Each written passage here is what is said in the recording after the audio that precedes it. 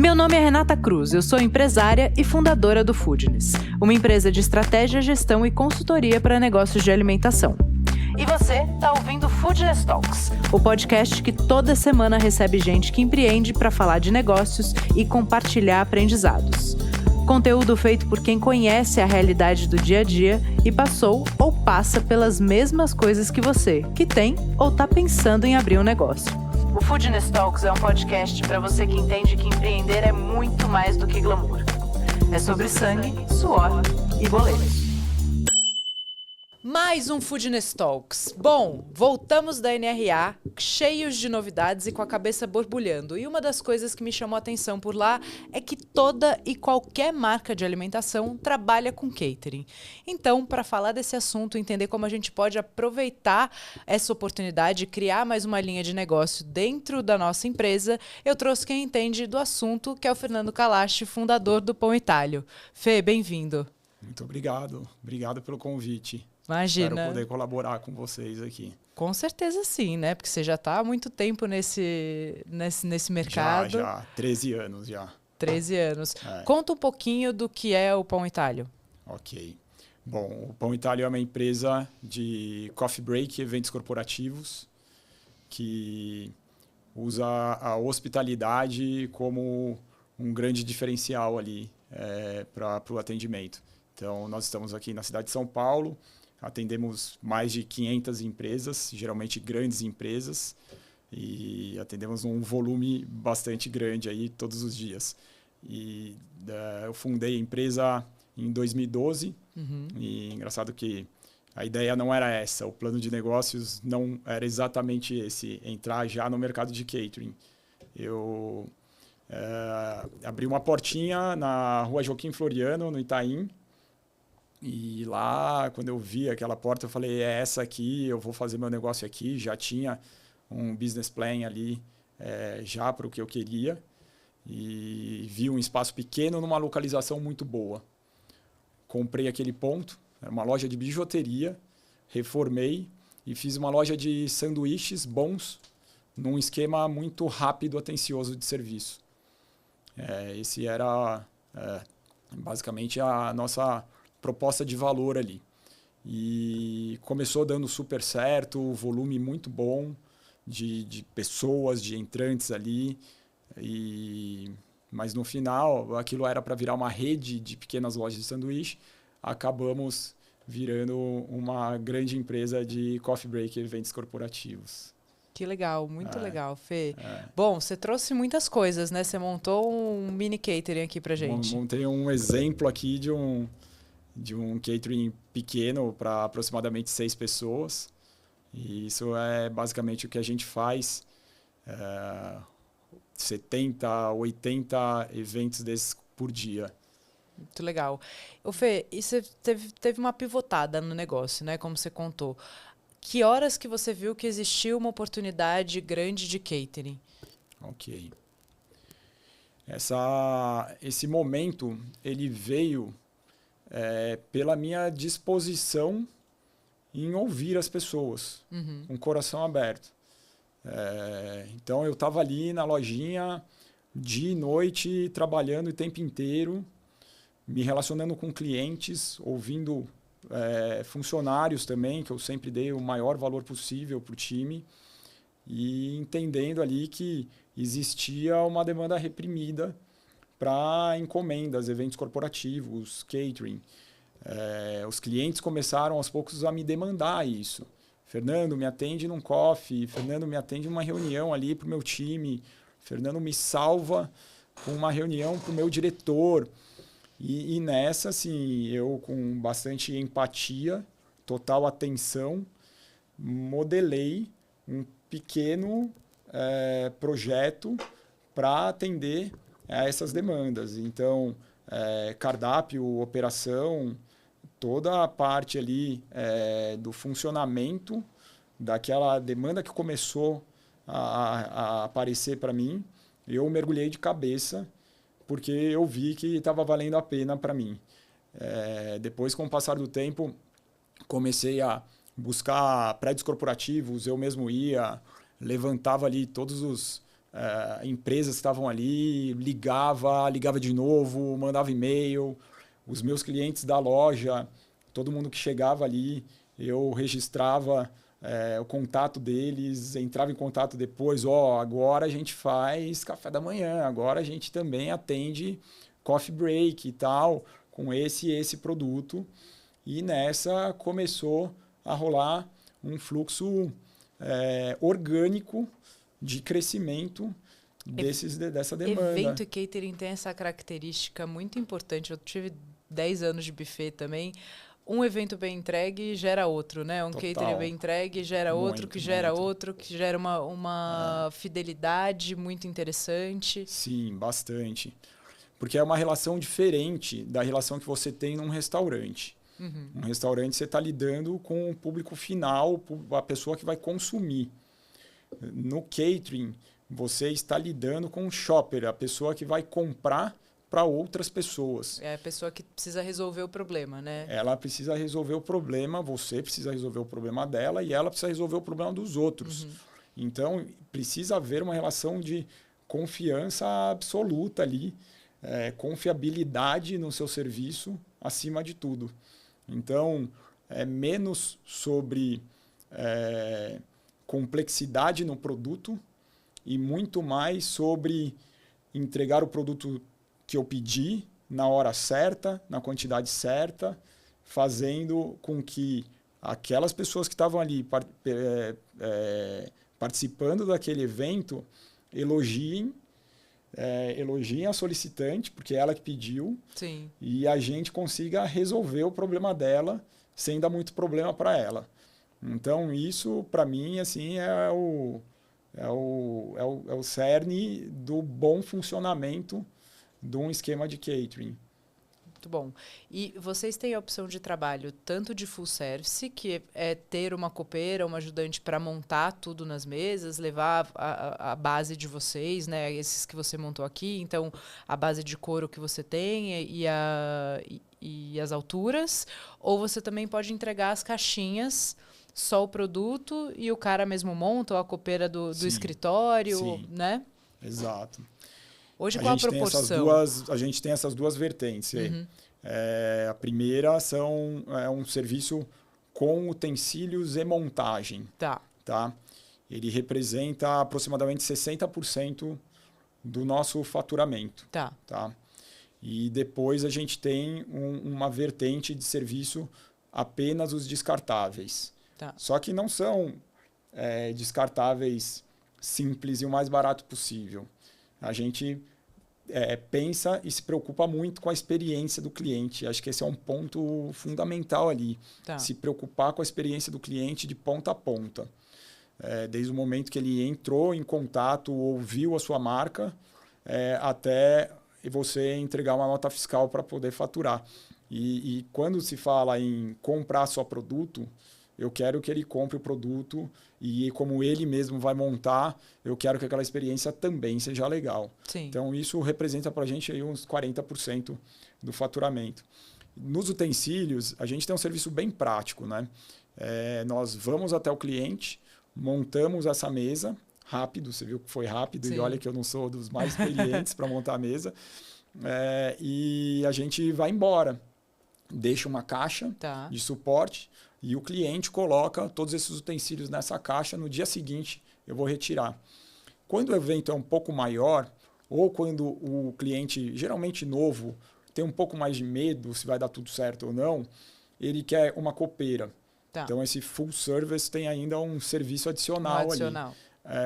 A gente tem um time de copeiras parceiras que nós deixamos elas ali mais para manutenção da mesa, para limpeza e suporte para o pessoal que está ali.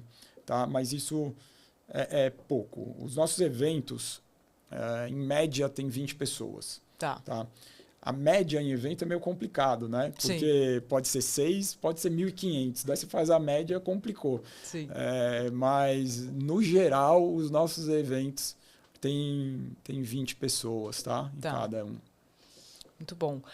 E quais são as principais ocasiões de consumo, Fê, que você atende ou que existe a demanda? Então, café da manhã, almoço, lanche, coffee break, quais são as principais ocasiões que as pessoas te acionam? Tá. Assim, primordialmente, coffee break de manhã. Tá. Eu diria assim, não são números certos na minha cabeça aqui, mas eu diria que 60% é um coffee break de manhã, café da manhã, coffee break logo de manhã. Depois a gente tem mais uns 20% almoço, e o nosso almoço é um almoço prático também. É um almoço individualizado, Tá. Que nós, inclusive, como são produtos muitas vezes com mais complexidade para produzir, mas com menos representatividade no nosso faturamento, para a gente não sobrecarregar a nossa produção, nós temos parceiros, fornecedores ou até mesmo parceiros collab que nos ajudam com esses produtos de working lunch, almoço. Tá? Por exemplo, a gente tem uma collab com a Papila Deli. Tá. Então, poke, salada, wrap, nós somos um canal para o mercado corporativo, para o Papila. Bom para a gente, bom para eles. Tá. E para a gente não interessa fazer poke, wrap e saladas mais elaboradas, porque não é o nosso core. Uhum. Nós também temos outros parceiros de massa recheada, picadinho e algumas outras coisas a gente produz ali. Por exemplo, tortas, que é um forte assim, nosso, que sempre esteve ali e a gente não quer deixar de fazer. Sim. Tortas individuais. Tá? Mas isso representa 20% do faturamento. Tá. E os outros 20%, coffee break à tarde e happy hour. Tá? Basicamente é dessa forma que está diversificado ali nosso faturamento por momento. E a gente tem aí alguns movimentos, né, tanto de tendência que a gente já começa a ver. Na gringa isso é muito comum e eles recebem quase sem serviço. Existe a opção do full service, que é também mandar uma pessoa ou deixar tudo montado, mas tem um hábito muito diferente do nosso, que é, não, deixa que eu resolvo, me entrega o produto e que a gente resolve por aqui. E também existe um achatamento aí da possibilidade de investimento, né, de tudo, de todas as empresas, de todas as pessoas físicas, etc. Você vê um potencial crescimento, ou você viu nos últimos anos um crescimento do catering só produto? Mudou esse número para vocês? Aumentou, até porque a gente tem promovido, inclusive, Legal.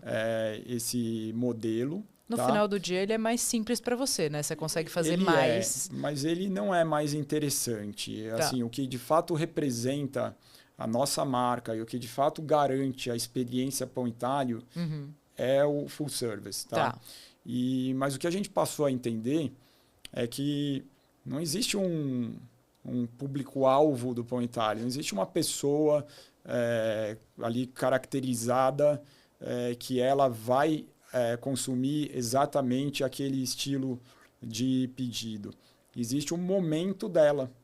Então, muitas vezes, para a mesma pessoa, ela tem momentos diferentes.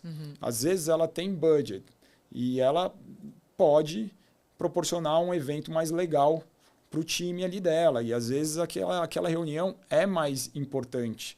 Vamos fazer um coffee legal, bonito, né, mais caprichado. Tem mais verba, tem menos verba, a necessidade às vezes é ela diferente. tem menos verba. A PO é uma verba que as grandes empresas, os executivos, os funcionários de grandes empresas têm uma verba destinada, seja por trimestre, mês, ano, para poder gastar, seja com coffee ou qualquer tipo de facilities, né? E de repente o PO dela está acabando. Está acabando, então ela pede algo mais enxuto. Sim. E agora a gente está entrando com uma outra linha, que é um projeto novo nosso, que chama Pão e Talho Salva, que são caixinhas com produtos com shelf life bem maior, que não precisa refrigerar, não precisa esquentar. E daí essa é uma solução com custo menor e com just in time ali do cliente quando rola uma reunião. Então a ideia é o cliente estocar essas caixinhas e quando tem uma reunião de última hora, cada um pega uma caixinha ali com um custo bem mais baixo. Então, a praticidade é legal, ela tem bastante mercado, para a gente cresceu, mas eu não entendo que é algo que vai dominar, assim como é nos Estados Unidos, por exemplo, tá? Que para mim é bem diferente ali. Mas acaba sendo uma outra solução que, bom, representa 40% do seu faturamento, é expressivo também, né? Sim, é expressivo, é expressivo, sem dúvida. Muito bom. Fê, e a gente falando de Estados Unidos, você até foi participar de uma feira lá sobre catering, né? Esse é um mercado muito estabelecido para os caras. E como eu falei no começo, todo restaurante, todo negócio de alimentação tem uma linha de catering. Sim. Então, eu até fiz um teste, eu estava montando uma palestra esses dias, e aí fui falar de catering, porque eu realmente acho que é uma oportunidade. Eu já tinha visto isso na NRA do ano passado, né, de fazer eventos. Todo restaurante devia ter uma solução de eventos, pensando numa outra linha de faturamento, para aproveitar a sua equipe, o seu espaço, o seu estoque, diluir custo fixo. Então, isso já apareceu forte lá o ano passado, só que esse ano foi a gente viu algumas palestras sobre o caso. E eu acredito muito nisso, acho que também porque tive um restaurante que fazia eventos, tanto que eu virei um negócio só de eventos, porque essa linha começou a ser muito mais representativa e com uma margem muito melhor para mim. Então, o meu negócio pivotou 100% para eventos, justamente por conta disso. Mas, quando eu estava montando a palestra, eu entrei em várias marcas que eu gosto e que eu consumo, desde fast food até marcas mais legais, ou confeitarias, etc., e todos, de fato, têm essa solução. Sim. Né? Então, isso é uma coisa muito estabelecida lá. Você olhando para o nosso mercado e conhecendo a demanda e a necessidade, a dor dos clientes também, você vê abrir essa frente, um negócio de alimentação, abrir essa frente e criar um produto como uma oportunidade de negócio? Tá. Sem dúvida, existe uma oportunidade de negócio para catering. No Brasil e inclusive lá nos Estados Unidos. Eu concordo, a maioria dos restaurantes ali, em geral fast food, fast casual, bakeries, cafés e tal, são os que mais têm ali, todos eles têm um cardápio de catering, mas assim, confesso que poucos fazem bem feito ali. Todos eles, de alguma forma, tentam atacar também nessa vertente de catering, tá? E eu falo fazem bem feito, nem muitos fazem bem feito, porque a maioria quer fazer assim tão prático ao ponto de não ter um serviço agradável na ponta ali, ou com um cardápio tão restrito ao ponto de não diversificar para um cliente ter uma fidelidade com você em 2, 3 dias recorrentes de evento. Então, eles têm essa dificuldade. Alguns players ali fazem super bem feito, assim como reconhecimento ali do que é os Estados Unidos, né? Quem faz bem feito, faz muito bem feito. Aqui no Brasil, acho, sem dúvida, que tem potencial para encaixar isso em restaurantes, padarias, com espaços ociosos. E eu acho, inclusive, que tem mercado potencial em todos os setores de serviço, né? Fazer bem feito. Um serviço bem feito, existe demanda para todos os lados, desde contratar um marceneiro, um eletricista, ou contratar evento. Aonde que está o ponto aqui? A gente não pode entender que deve copiar o modelo americano. Eu já estive algumas vezes lá nos Estados Unidos, fiz curso de hospitalidade ali com o Danny Meyer, no grupo do Danny Meyer. Fui para a NRA, fui para essa feira agora esse ano, no congresso focado em catering. Tá. E tentei assim, realmente entender como que é o comportamento americano, como que é o mercado americano, já que a oferta de catering é tão pulverizada ali. Sim. Né? E lá tem algumas diferenças importantes para a gente brasileiro entender. O primeiro, hoje, o meu foco, meu grande volume ali que eu falei, 60% do meu faturamento é café da manhã. Então, entregas logo cedo. Lá, 60% ou 80% é almoço. lunch, né? Um almoço mais prático, um working lunch. Imagino que seja porque aqui a gente tem o vale-refeição, aqui muitas pessoas levam comida ali para o trabalho e não tem por que a empresa querer tanto agradar colaboradores ou clientes na hora do almoço, já que eles estão bem resolvidos ali. Lá não, lá o foco é almoço ali, vamos resolver o almoço, já que provavelmente ninguém trouxe o almoço de casa. Esse é o meu entendimento, tá? E, então, esse é o primeiro ponto. Lá, o foco é almoço. Eu acho que lá tem esse volume também, porque eles têm o hábito de almoçar na mesa, né? Eles não saem para almoçar. Então, isso é um hábito muito diferente do nosso.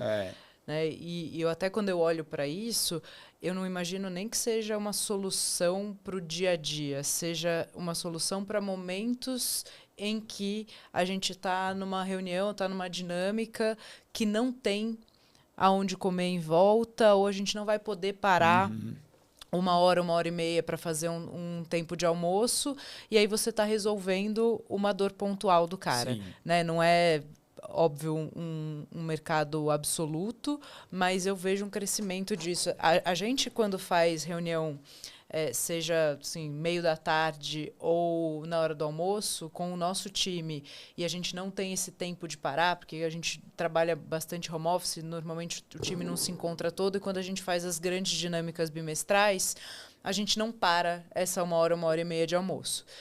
E aí a gente busca essas soluções. Certo. E não é fácil. Não, porque você vai pedir para um coletivo e, de repente, assim, pedido num iFood, a moto não cabe a moto, tem que vir 2, 3 motos e não resolve. E né? não resolve, porque é um momento de consumo completamente diferente, né? Primeiro que é para um grupo grande, segundo que eu não quero pensar isso na hora que eu preciso do negócio, eu quero já deixar encomendado.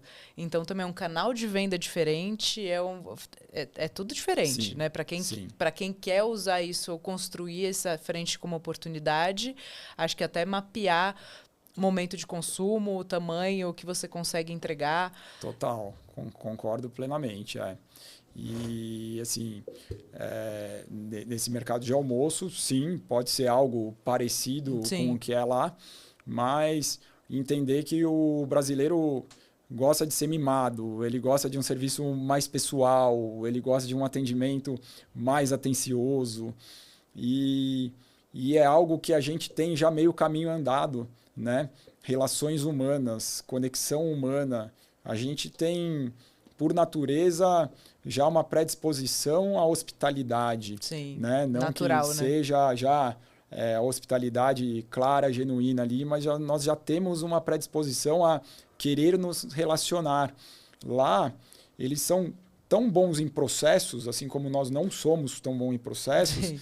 que eles conseguem ensinar a hospitalidade em si, né? Mas aquilo não é nato, não é algo que está no sangue deles. Então, eles têm esse ponto ali de atenção. Mas eu acho que existe uma mudança grande e acho que também tem uma referência depende da cidade onde a gente está. Né? Quando a gente comentou muito que Chicago tem uma diferença gritante de serviço para Nova York. Tá. O atendimento em Chicago é muito gentil, hospitaleiro. Tá. Em Nova York ele é um pouco mais bruto. Lá eu tenho essa mesma leitura. A hospitalidade é treinada. Tá. Né? Em Chicago a gente ficou muito impressionado com o serviço. Eu não reparei isso, e nada contra, assim, eu gosto muito de lá e respeito, admiro muito o trabalho que eles fazem, são grandes tutores, né, ali, o jeito. Mas, assim, a sensação que eu tenho é que é muito transacional o negócio. Após o pagamento da conta, eles viram as costas e não querem mais saber sobre você. O brasileiro, ele quer saber sobre você, ele quer o contato, ele quer te agradar. E não sei. Mas se a gente juntar os dois mundos, né? A gente melhorar o transacional e com a alma que a gente tem, esse aí vira o perfeito. Então, até fazendo esse gancho, no Pão Itália nós temos 3 valores, ou seja, o que a gente mais valoriza em todos os colaboradores que estão ali, né? Que é a eficiência, hospitalidade e a transparência. Então, hospitalidade para a gente é o principal. demonstrar que se importa pelo outro. Nada mais do que demonstrar que se importa, fazer o outro se sentir acolhido, ajudar, tentar entregar além da expectativa e realmente conectar de forma humana. E a eficiência, onde eles são muito bons, né, está relacionado a processo, a fazer melhor e mais rápido do que era antes. Sim. Puxar para você, seguindo o processo, seguindo o fluxo. Então, quando você consegue equilibrar, né, que de certa forma muitas vezes é bem antagônico ali, hospitalidade e eficiência. Quando você consegue equilibrar hospitalidade e eficiência, você tem exemplos de grandes empresas ali. De grandes potências. Grandes potências. Então, para mim, empresa que dá certo é a empresa que tem o equilíbrio da eficiência com a hospitalidade. E para a gente, a base de tudo ali é a transparência na comunicação. Então, nós levamos muito a sério isso. E, realmente, para mim, de uma forma bem generalizada, né? Cada um é um. Mas o Brasil está mais para hospitalidade e eu vejo os Estados Unidos mais para eficiência. Quando a gente encontra situações ali, empresas como do grupo Union Square Hospitality Group, por exemplo, Daily Provision, Gramercy Tavern, Te Amo, ou empresas do grupo que são muito, muito enraizadas em hospitalidade, para mim são grandes exemplos ali de negócios que dão certo lá nos Estados Unidos. E Sim. Aqui a gente tem outros exemplos, né? Sei lá, para mim me vem na cabeça agora a Haskell. Eu sou um grande admirador do Haskell. Sim. Porque eles conseguem unir esses dois pontos ali de humano com processo. Sim, e para fazer a logística, né, de tudo isso, que eu acredito que seja o grande gargalo, a grande dificuldade do seu negócio, né? Porque montar os kits é a parte fácil. A logística de tudo isso, e você ainda tem uma logística reversa dos eventos a serem desmontados, né? Sim. É o grande gargalo, né? Sem dúvida, a logística é o maior gargalo nosso ali. A gente entregar ali 80... Hoje foram 107 eventos. Tá.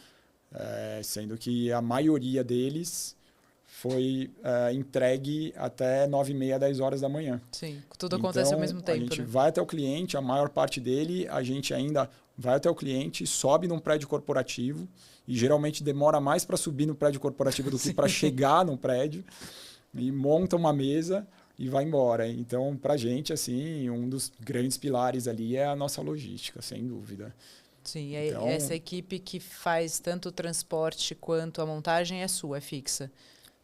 Parte sim, parte não. Eu tenho um time fixo de atendentes e entregadores, eles não são apenas entregadores, são atendentes e entregadores. Tá. E eu tenho um grupo grande de freelancers treinados por nós, eles passam um tempo ali sendo treinados e a gente solicita eles sob demanda na noite anterior. Quanto mais eventos você tem, aí você aumenta a sua equipe, né? Daí eu vou aumentando minha equipe, eu vou tentando equilibrar a quantidade de fixo, a quantidade de freelancers, tá? Então, assim, só voltando aí à pergunta, existe oportunidade? Claramente existe oportunidade, mas tenha foco, faça e respeite muito o processo, tenha compromisso com o processo, porque esse cliente do catering, ele não é apenas um braço do seu negócio que você vai só aproveitar tempo e mão de obra ociosa. Tem que ser um outro negócio, né? Você fala, estou abrindo uma outra frente no meu negócio, eu tenho que cuidar disso, não é para aproveitar, é a gente diluir custo, né? Mas não é fazer de qualquer jeito, é realmente fazer uma entrega, até porque uma das coisas que apareceu na palestra imagina 50 pessoas ao mesmo tempo, 20 pessoas ao mesmo tempo que seja, ouvindo a falar da sua marca, né? Tendo a experiência com o seu produto. Com certeza. Se for meia boca ou se for feito de qualquer jeito, é uma cagada, porque você tem 20 pessoas tendo uma experiência ruim ao mesmo tempo. Perfeito. Isso é para ser escalável, é para a gente trabalhar com previsão, é para a gente diluir custo, mas realmente montando uma linha de atendimento, até porque, como eu falei, você precisa de um canal de vendas completamente diferente do que você tem hoje, porque não é um delivery e não é um salão. Perfeito. Né? É uma terceira linha. É dessa forma que eu penso. É uma relação risco e retorno. Sim. Se você fizer muito bem feito, Não ótimo. tem milagre, né? Não tem falar, vou fazer isso aqui, vou botar ali no meu Instagram e vai rodar super bem. Não, precisa de intenção, atenção, foco e processo. Concordo, é isso aí. Muito bom. Para trabalhar catering, para ter essa linha, né, ou para quem está querendo entrar num negócio só de catering, a parte de CRM é absolutamente fundamental, né? Você precisa ter os dados desse cliente, precisa trabalhar isso da melhor maneira. Quais CRM, as dicas? CRM é fundamental para você trabalhar melhor. Você trabalhar sem CRM, com muita demanda, você vai tocando seu negócio. Mas quando você tem um mínimo de controle de gerenciamento da sua relação de clientes, você consegue ganhar eficiência na sua gestão, na sua operação ali. Então, assim, a dica para alguém que não tenha nenhuma ferramenta de CRM paga, estruturada, o Excel. Ele já ajuda pra caramba já no CRM. Lista coleta de ali, dados, né? Coleta Nome, de dados, mas uma e-mail, administração, telefone. de certa forma, dos dados, né? Então, o nome, nome da pessoa, nome do cliente. E, assim, eu faria principalmente o controle do volume e da frequência. Tá. Então, esse cliente pediu tal data e pediu tal faturamento aqui. Daí, depois de uma semana, ele pediu de novo com faturamento X. Vai acumulando ali e eu vou tirar um retrato ali, um corte desse mês, desse trimestre. Aquele cliente que pede muito em termos de frequência, pede bastante, e que soma um valor acumulado interessante para você, ele precisa entrar numa categoria ali 1, por exemplo, o que a gente chama de diamante. Tá? Depois, você vai criando critérios para classificar esses clientes. Tá? Aquele cliente que é diamante, ele tem que ser tratado assim, você tem que beijar o pé do cliente. Diminui o pedido mínimo, atende produtos diferentes do seu cardápio, faz um atendimento rápido, personalizado. Se precisar atender para o mesmo dia, atende para o mesmo dia. Se desdobra para atender muito, muito eficientemente aquele grupo de clientes, porque provavelmente ele representa aí uma parcela grande do seu faturamento. Daí agora eu vou para outra ponta ali, o cliente, sei lá, 4, que é o bronze. É um entrante ali, um novo cliente. Ele tem que ser atendido muito bem, obviamente, mas ele tem que ser atendido diferente. Ele está cheio de curiosidade, ele não entende, ele está inseguro, ele não conhece seu negócio. Mesmo que ele já tenha pedido uma vez, ele não conhece o cardápio todo. Então você precisa, de alguma forma, direcionar um outro estilo o tipo ou de pessoa, atenção é uma atenção diferente para aquele grupo de clientes. Então, com o passar do tempo, você vai entendendo cada vez mais o comportamento e a relação que eu devo ter com cada grupo de clientes ou com cada cliente específico. E isso nada mais é do que um gerenciamento da relação com clientes ali, né? Que é o CRM. Depois, com o passar do tempo, se você tiver condições, compra uma ferramenta de CRM.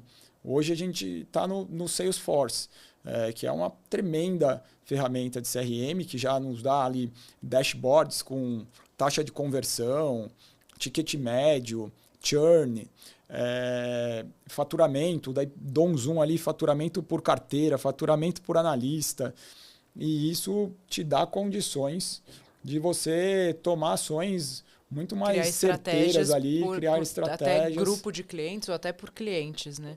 Exatamente. E sem dúvida, assim, o CRM te ajuda muito a trabalhar melhor. E importante começar a coletar dado desde o dia 1, né, Fê? Porque depois que a gente fala, nossa, eu tô fazendo há um ano catering, evento, eu não tenho dado de nenhum cliente que passou por aqui. Então você perde muito. Por isso que eu volto lá a necessidade e a importância do processo. Sim. né? O que os americanos fazem tão bem.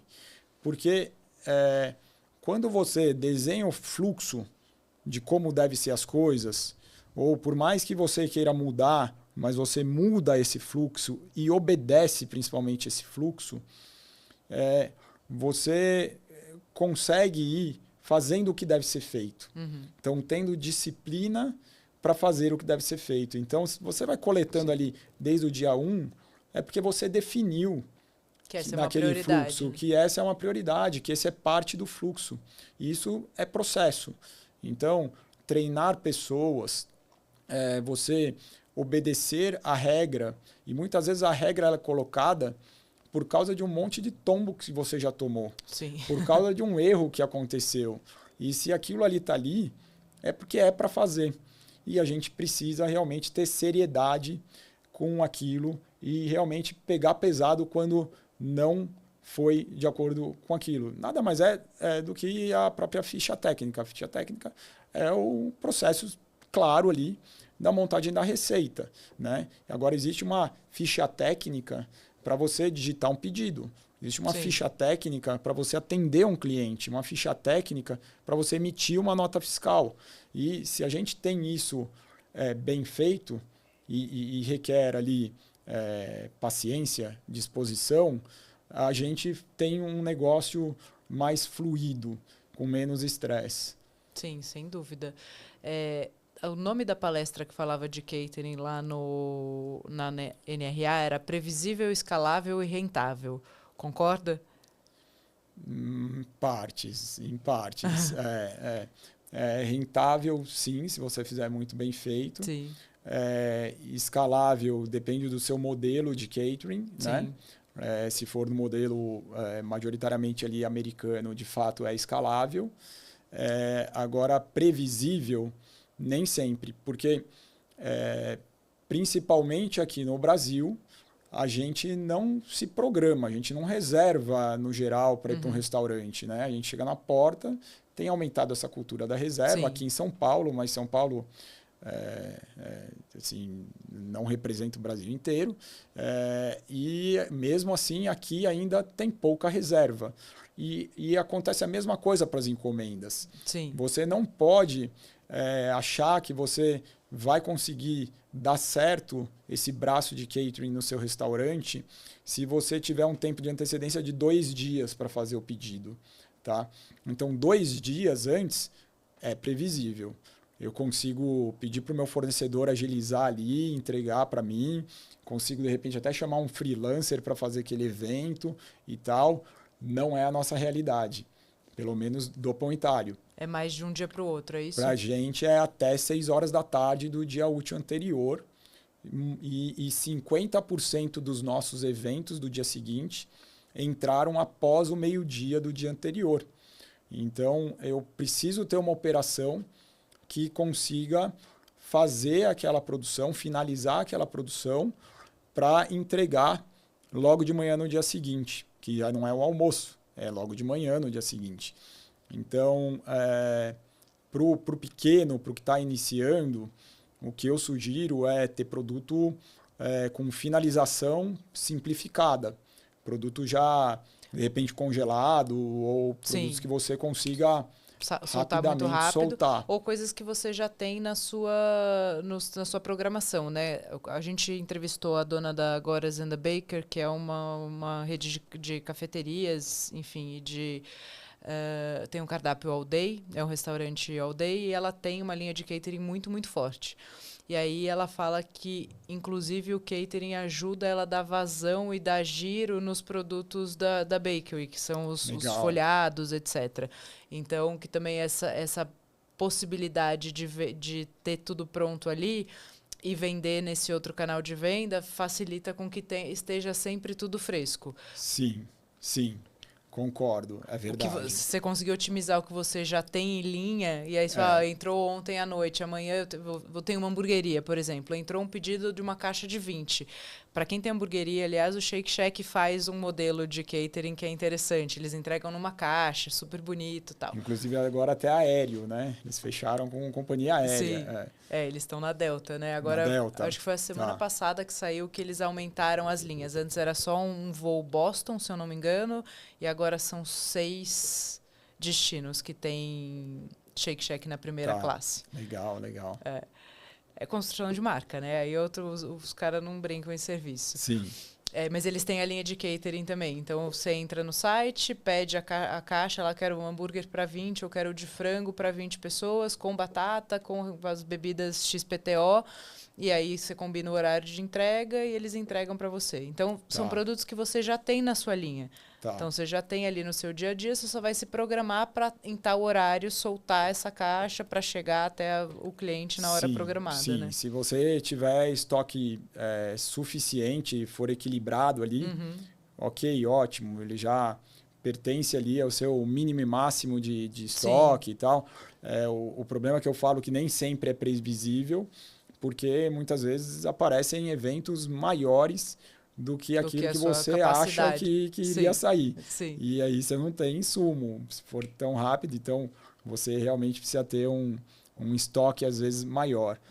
Mas, de fato, assim, ele tem um lead time menor do que um restaurante, que é agora, né? Eu pedi, eu preciso ter estoque. E eles falam previsível muito no sentido de você você não está esperando o cliente entrar, ele já te demandou 24 horas, 12 horas antes do que você vai entregar. Então, é nesse sentido. Mas faz todo sentido o que você falou também. Tem que... Existem vantagens muito grandes. Existem lados ali do modelo de catering que são bem vantajosos, né? O tempo que você faz 10 sanduíches é um pouquinho a mais do que fazer um sanduíche. Sim. Então, isso você já ganha bastante produtividade. Sem dúvida. E o lance é que, para quem quer entrar, eu acho um mercado muito próspero, até porque eu acho que tem um público não atendido em muitos momentos. Mas tem que ter clareza que é isso. É outra frente de negócio, dá trabalho, precisa desenhar processo, precisa pensar nos canais de comunicação, precisa ter um canal de atendimento muito bem estabelecido, precisa ser legal, fácil, gostoso, precisa chegar do jeito certo. Exato. Então, dá trabalho, né? Não é milagre. Não é milagre. Não é algo que você vai entender que o que sobrar da minha operação, o que sobrar do tempo, o que sobrar de mão de obra, eu encaixo para o catering. Não é isso. Ele, de fato, é um potencial de otimização do que você tem ali. É muito, muito importante e faz todo sentido complementar uma venda a varejo com uma venda de encomendas. Mas, assim, dê importância a esse braço. Ele é um outro negócio. Sim, muito bom. E vocês criaram um site, né, Fê, para pegar pedido. A gente viu também nessas pesquisas e nesses dados que apareceram na feira que o canal digital vem crescendo muito, seja ele delivery, seja o WhatsApp, seja site, que ele vem ganhando uma força importante. Quando vocês digitalizaram isso, houve um crescimento de pedidos usando tecnologia? Tá. Então, esse site, infelizmente, ele não virou ainda. Ele estava para ser lançado agora, e a gente está tendo um atraso que provavelmente daqui a uns 20 dias no máximo, espero eu. Você vai ter essa resposta. Que eu vou virar essa chave. Tá. Mas, assim, tudo indica que a gente vai ganhar muito em qualidade de atendimento. Importante aqui, ele não é um site que vai otimizar, que o cliente ou o analista vai concluir o pedido. É um site para otimizar o orçamento. Tá. Porque a gente fez questão de ser assim, porque nós entendemos que, primeiro, o orçamento é onde mais leva tempo ali no processo. Sim. Tá? Então, o cliente vai levar segundos para poder gerar um orçamento, quanto custa, e o analista da mesma forma. A partir do momento que o cliente aprovou, né, ou se interessou, daí o analista entra em contato direto e vai lapidar todos os detalhes ali do evento numa relação mais humana, pessoal com o cliente. A gente entendeu que esse é o caminho. Tá. E não 100% digitalizado, sem qualquer tipo de contato. Porque aumenta a quantidade de erros, em termos do cliente, de repente, não saber exatamente o que ele precisa, e muitas vezes acontece isso. Sim. E também diminui o contato de relação humana ali para a gente ajudá-lo e ampará-lo. Evento, a gente vende, como eu falei, para o shopper, que é a solicitante ou solicitante. Sim. Esse cara, ele vai pedir para outras pessoas, né? Ele não tem muita certeza do que o pessoal vai gostar. Ele não tem muita certeza da quantidade. Então, nós estamos ali realmente para ajudar. Essa ferramenta, ela está ficando muito legal. Ela já está praticamente pronta para a gente e faltam alguns dias para acertar alguns detalhes.